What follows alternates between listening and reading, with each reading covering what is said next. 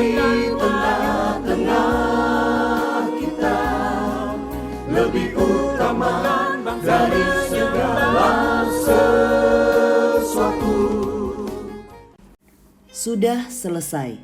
Sesudah Yesus meminum anggur asam itu, berkatalah ia, "Sudah selesai." Lalu menundukkan kepalanya dan menyerahkan nyawanya. Yohanes 19 ayat 30.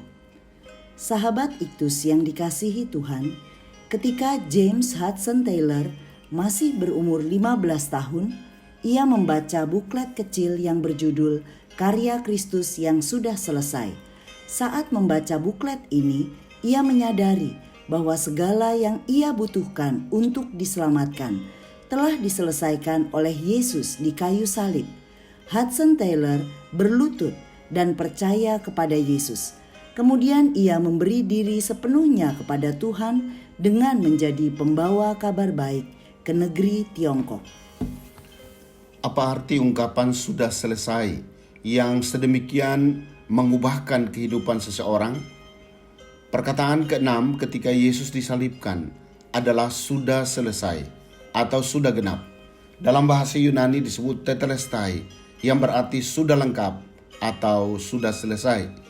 Ada 4 makna rohani yang terkandung di dalam perkataan ke-6 ini, yakni 1. Semua nubuatan tentang Tuhan Yesus sudah tergenapi. Dalam Alkitab lebih kurang ada 10 nubuatan tentang Tuhan Yesus di sekitar Getsemani sampai Golgota. Dia dijual oleh kawannya sendiri. Mazmur 55 ayat 13 sampai 15. Digenapi dalam Matius 26 ayat 47 sampai 56. Dia akan dijual dengan 30 keping perak. Sakaria 11 ayat 12. Digenapi dalam Matius 26 ayat 15 sampai 16. Gembala harus dibunuh dan domba-dombanya akan dicerai-beraikan.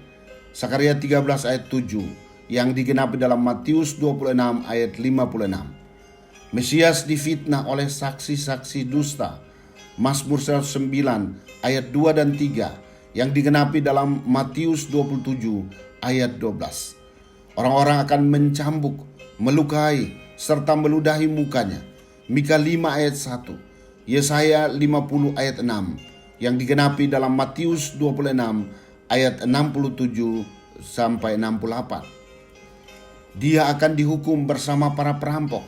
Yesaya 53 ayat 9 dan 15 yang digenapi dalam Markus 15 ayat 7 dan 28. Tangan dan kakinya akan ditusuk. Mazmur 22 ayat 16 yang digenapi dalam Yohanes 20 ayat 25 sampai 29. Pakaiannya akan direbut dan dibagi-bagi di antara orang-orang yang menyalibkan dia. Mazmur 22 ayat 18 yang digenapi dalam Yohanes 19 ayat 23 dan 24. Dia berdoa untuk orang-orang kriminal yang disalibkan bersama-sama dengan dia. Yesaya 53 ayat 12 yang digenapi dalam Lukas 23 ayat 34. Dan kegelapan menemui Kristus. Amsal 8 ayat 9 yang digenapi dalam Matius 27 ayat 45. Semua nubuatan ini telah selesai digenapi oleh Tuhan Yesus di dalam dirinya. 2. Kuasa iblis telah dilucuti dan dikalahkan. Sudah selesai melalui kematian Yesus. Ketika manusia jatuh ke dalam dosa, Allah memberikan pernyataan sebagai nubuatan dalam Kejadian 3 ayat 15. Nubuat ini menjelaskan bahwa Tuhan Yesus sebagai keturunan perempuan akan meremukkan kepala dari keturunan ular, yakni iblis. Dan nubuat ini digenapi oleh Tuhan Yesus ketika ia berada di salib. Ia meluncuti dan mengalahkan kekuatan iblis. Kolose 2 ayat 14 dan 15. 3. Segenap tuntutan pengampunan dosa dan jalan masuk ke surga sudah selesai dikerjakan oleh Tuhan Yesus. Sejak kejatuhan ke dalam dosa, manusia berada di bawah hukuman dosa. Itulah kematian. Roma 6 ayat 23. Tetapi melalui kematian Kristus, kita beroleh penebusan, yaitu pengampunan dosa, Efesus 1 ayat 7. Dan memperoleh jalan masuk ke dalam kerajaan sorga, Roma 5 ayat 2. Keselamatan tidak diperoleh karena usaha manusia, tetapi karena anugerah Allah. Efesus 2 ayat 8 dan 9. 4. Tugas yang diberikan oleh Bapa di surga sudah selesai dikerjakan. Aku telah mempermuliakan engkau di bumi dengan jalan menyelesaikan pekerjaan yang engkau berikan kepadaku untuk melakukannya.